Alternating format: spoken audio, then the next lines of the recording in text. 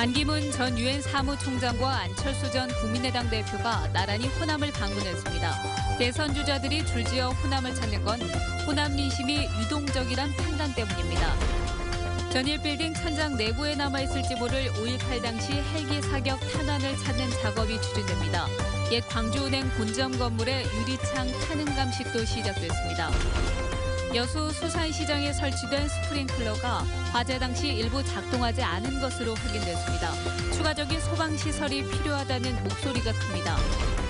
청년 취업자의 목돈 마련을 돕고 장기 근속을 유도하기 위한 청년 내일 채용공제가 좋은 반응을 얻고 있습니다. 여러분 안녕하십니까? 반기문 전 유엔 사무총장이 호남을 방문했습니다. 반 전 총장은 세월호의 빠른 인양을 돕겠다고 밝혔지만 민감한 질문에는 말을 아꼈습니다. 안철수 국민의당 전 대표도 여수 수산시장을 방문해 신속한 복구를 위해 모든 노력을 기울이겠다고 밝혔습니다. 김윤 기자입니다. 반기문 전 총장이 예정 시간보다 1시간 늦게 팽목항 세월호 분향소를 방문했습니다. 반 전 총장은 세월호 희생자들의 영정에 분향하고 명복을 빌었습니다. 팽목항은 취재진이 몰리면서 극도로 혼잡했고 반 전 총장은 미수습자 가족들과 10여 분가량 만났습니다. 아직 9명이 세월호 속에 그냥 남겨져 있는 거잖아요. 최소한 정부가 정말 자국민 9명을 책임져서 좀 더 인양이 될 수 있도록 인양이라는 말이 법에 좀 들어갔으면 좋겠다 이런 말씀이고요.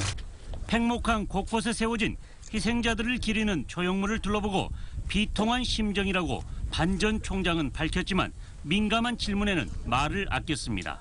지금 재임 시절에 2번 하고 오셨잖아요. 감사합니다. 왜 안 오셨어요 여기? 감사합니다. 자, 길 좀 펴세요. 말씀드릴 거예요. 서둘러 팽목항을 떠난 반 전 총장은 명량대첩 기념관을 둘러보고 영암군에서 하룻밤을 보내며 호남 민심 청취에 나서고 있습니다. 한편 안철수 국민의당 전 대표도 여수 수산시장을 방문해 신속한 복구와 영업 정상화를 위해 모든 노력을 기울이겠다고 밝혔습니다. 상인들이 충분히 피해 보상을 받아서 다시 일어설 수 있게 만드는 것, 그를 위한 제도적인 기반들도 함께 국내. 어수선한 가운데 시작된 반기문 전 총장의 첫 호남 행보는 내일 5.18 국립묘지 방문과 조선대 강연으로 끝마쳐질 예정입니다. MBC 뉴스 김윤입니다. 대권 주자들이 줄지어 호남을 찾는 건 호남의 민심이 유동적이라는 판단 때문이겠죠. 실제로 여론조사를 보면 지지하는 후보가 그때마다 달랐습니다. 윤근수 기자입니다. 최근 한국갤럽의 정기 여론조사에서 문재인 전 대표의 호남 지지율은 39%로 압도적인 1위를 기록했습니다. 줄곧 20% 안팎에 머물던 이른바 박스권 지지율을 뚫고 나왔습니다. 새해 첫날부터 광주를 방문해서 총선 때 했던 정계 은퇴 발언을 적극적으로 해명한 것도 영향을 줬던 것으로 보입니다. 저는 호남에 대해서 존경과 애정의 마음을 가지고 있고요. 그런 마음을 표현한 것입니다. 최근 석 달 동안 지지율이 상승하며 대세를 만드는 것처럼 보이지만 기간을 길게 놓고 보면 그렇지만 또 않습니다. 녹색 바람이 불었던 지난해 총선 무렵엔 안철수 전 대표가 대세였고 6월과 10월에는 반기문 전 총장의 지지율이 가장 높았습니다. 호남이 선호하는 대선 주자가 그때그때 달랐다는 걸 의미합니다. 특히 호남에 유력한 대권 주자가 없는 상황에서 호남의 민심은 정치 상황과 기대치에 따라서 출렁이고 있습니다. 정권 교체에 대한 요구가 큰 지역인 만큼 누구를 지지하면 가능성이 높아지느냐를 우선 고려하겠지만 누가 후보가 돼도 정권이 교체되는 상황이라면 소외된 호남의 대변자를 찾을 것으로 보입니다. 앞다퉈서 호남을 찾는 건 못지않게 소외 극복을 위한 대안을 제시해야만 호남인의 마음을 움직일 수 있다는 얘기입니다. MBC 뉴스 윤근수입니다. 바른정당의 유승민 의원은 광주 전남 언론포럼의 초청 토론회에서 새로운 보수의 길을 가겠다고 밝혔습니다. 유 의원은 지금은 경제 위기와 안보 위기를 해결할 수 있는 리더가 필요하다며 수십 년간 누적돼온 시대적 과제를 해결하기 위해 다음 주에 대선 출마를 선언하겠다고 밝혔습니다. 또 국정농단 사태에 대한 책임을 인정하지만 앞으로는 새로운 보수의 길을 가겠다고 말했습니다. 최근 전일빌딩에서 5.18 당시 계엄군의 헬기 사격 가능성을 보여주는 탄흔이 무더기로 발견됐죠. 37년간 밝혀지지 않았던 군 헬기 사격의 진실을 규명하기 위한 움직임들이 빠르게 이어지고 있습니다. 김인정 기자입니다. 오래된 유리창을 국과수가 정밀 감식합니다. 5.18 사료인 3장의 유리창에는 총알이 관통된 것으로 보이는 50mm와 25mm의 구멍이 남아 있습니다.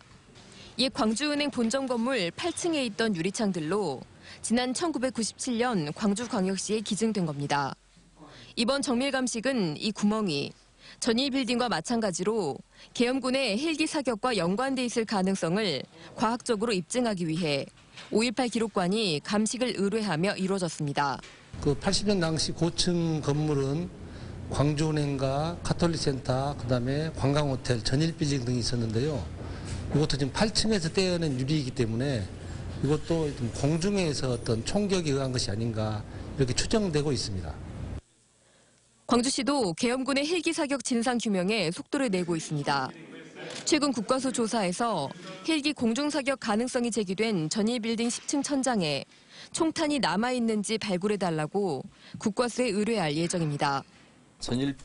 전일빌딩을 이제까지는 그 5월의 현장을 거기에서 지켜봤던 상징적인 건물로 인식됐던 곳에서 실질적인 피격이 이루어졌던 역사의 현장으로 대전환이 됐기 때문에 국과수의 조사에 따라 그동안 군이 부인해왔던 시민에 대한 무차별 사격의 진실이 37년 만에 드러나게 될지 주목됩니다. MBC 뉴스 김민정입니다. 여수 수산시장 화재 당시에 스프링클러 일부가 작동하지 않은 것으로 확인됐습니다. 전통시장 화재가 잇따르면서 대형 피해를 막기 위한 소방시설 확충이 필요하다는 목소리가 높습니다. 문형철 기자입니다. 수산시장에서 불이 시작된 시각은 새벽 2시 21분. 13분 뒤 소방대원들이 현장에 도착했을 땐 불은 이미 걷잡을 수 없이 커진 상태였습니다. 스프링클러도 확산을 막는 데는 역부족이었습니다. 7, 80도의 열이 가해지면 스프링클러 헤드가 개방되면서 물을 뿌리게 되는데 열 전달이 제대로 안 되는 구간은 무용지물입니다. 기기의 특성상 사각지대가 존재하는 겁니다. 실제로 이번 화재 현장에서도 일부 스프링클러는 작동하지 않은 것으로 확인됐습니다. 불은 전체적으로 하는데 이게 위에서 이렇게 지나가 버리는 그런 헤드가. 특히 이번 화재는 불이 난 지 8분 뒤에야 최초 신고가 이루어졌습니다. 그 사이 불은 1층 전체로 번지고 있었습니다. 화재가 감지되면 소방서에 자동으로 신고가 되는 자동화재 속보 설비가 있지만 시장 등은 의무 설치 대상이 아닙니다. 사람이 상시 근무하더라도 화재 발생 사실을 인지하는 데 시간이 조금 걸리거나 화재 피해 우려가 큰 장소에는 설치하는 것이 이와 관련해 국민안전처는 전통시장에 자동화재 속보 설비 설치를 의무화하고 일정 규모 이상의 시장에 대해선 소방특별조사단에서 안전 여부를 직접 점검할 계획이라고 밝혔습니다. MBC 뉴스 문형철입니다. 청년 취업자의 목돈 마련을 돕고 장기 근속을 유도하기 위한 청년 내일 체험 공제를 들어보셨나요? 지난해부터 실시되고 있는데 중소기업이나 청년 취업자들에게 좋은 반응을 얻고 있습니다. 이계상 기자입니다. 금융회사 연구원인 전천익 씨. 인턴을 마치고 정규직이 된 뒤 청년 내일 체험 공제에 가입했습니다. 한 직장에서 2년을 근무하면 목돈을 마련할 수 있기 때문입니다. 이번 달부터 월급 받으면은 다달이 12만 5천 원씩 꾸준히 2년 동안 적금을 모아서 목돈 1,200만 원을 탈 계획입니다. 청년 내일 체험 공제는 만 15세 이상 34세 이하의 청년 취업자가 중소기업에서 정규직으로 2년 동안 근무하면 1,200만 원을 지급하는 제도입니다. 취업자가 2년 동안 다달이 12만 5천 원씩 300만 원을 납입하면 기업이 300만 원, 정부가 600만 원을 지원합니다.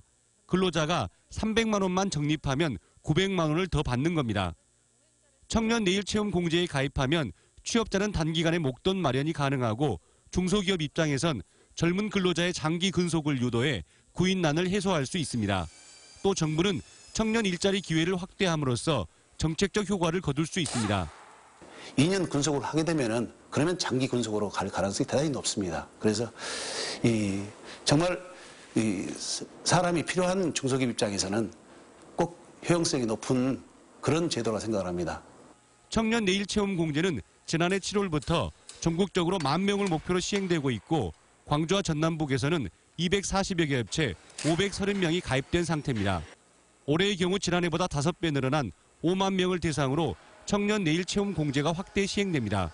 MBC 뉴스 이계상입니다.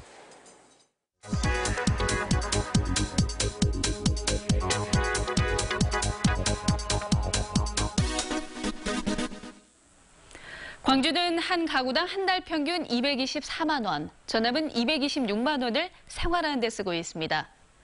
이 가운데 10% 정도, 약 22만 원을 차 보험료와 자동차세 등 차량 유지비를 내는 데 지출하고 있죠. 전국 평균 자동차 유지비보다 1.5%포인트 정도 높은 수치입니다.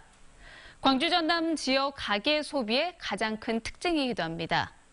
광주는 자동차 10,000대당 교통사고가요, 전국에서 가장 많고요. 그리고 전남은 자동차 교통사고 사망자 수가 전국 평균보다 많다 보니까 보험료와 수리비 등으로 지출하는 비용이 많기 때문입니다. 그리고 경차가 전체 차량 가운데 차지하는 비율이 적고요. 수입차 비중은 꾸준히 늘어나기 때문으로 한국은행은 분석했습니다. 또한 소득 수준에 따라서 먹고 배우는 데 지출하는 비용은 차이가 컸지만요. 차량을 유지하는 데 쓰는 비용은 차이가 적은 것으로 조사됐습니다. 카드뉴스였습니다. AI 살처분 매몰지 인근 주민들이 악취 민원을 제기하고 있습니다.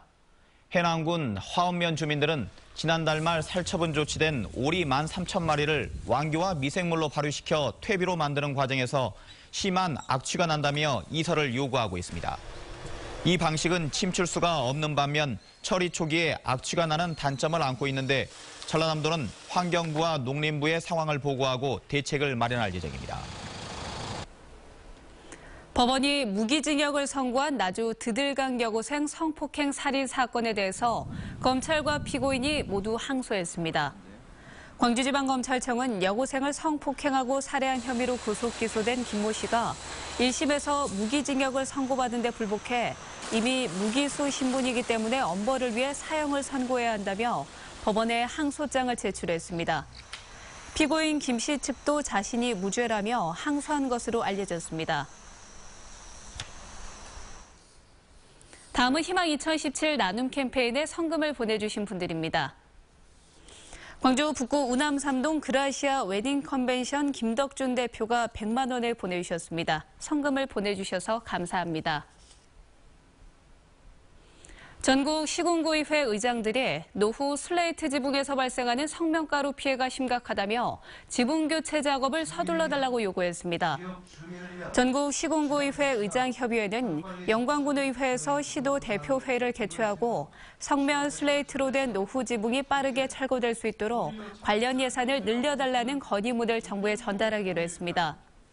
또 지방자치 제도 개선과 지방 분권 실현 등을 촉구하는 결의문도 채택했습니다. 광주시가 설을 앞두고 제수용 성수품을 대상으로 물가 안정대책 시행에 들어갔습니다. 광주시는 오는 26일까지를 물가 안정대책 기간으로 정했습니다.